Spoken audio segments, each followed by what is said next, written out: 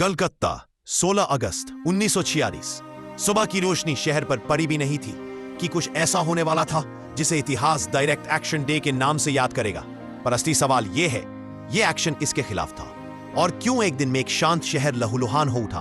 British राज के आखिरी साल सत्ता के लिए संघर्ष तेज हो चुका था। मुस्लिम लीग ने डायरेक्ट एक्शन की घोषणा कर दी, एक ऐसा दिन जो भारत के भविष्य को तय करेगा। लेकिन किसी को अंदाजा भी नहीं था कि यह फैसला लाखों लोगों की नींद, घर और जिंदगी छीन लेगा।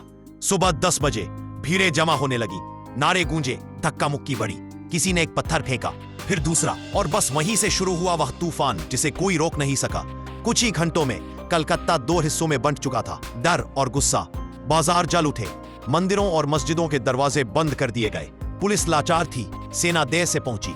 हर मोड़ पर किसी की चीख, किसी का गिरना, हर गली में धुआं, हर चेहरे पर दहशत। एक दिन जो प्रोटेस्ट कहलाता था वह अब कोलकाता किलिंग्स बन चुका था। पर एक सवाल आज भी इतिहास में अनुत्तरित है, क्या यह हिंसा अचानक भड़की थी या किसी ने पहले से ही चिंगारी रख छोड़ी थी? जब 72 घंटे बाद शहर शांत हुआ, जमीन पर सिर्फ टूटे घर नहीं पड़े थे, पड़ी थी अधूरी कहानियां, बिछड़ी जिंदगियां, और वो आंसू जिनकी गिनती कोई कभी नहीं कर पाया। कितने लोग मारे गए, इस पर इतिहास आज भी पूरी तरह सहमत नहीं है।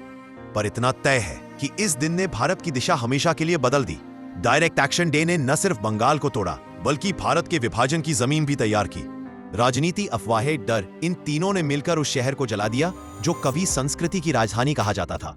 और आज भी जब पुरानी गलियों में कदम पड़ते हैं, लगता है मानो हवा में वही खामोशी तैर रही है जिसने उस दिन सब कुछ देखा था।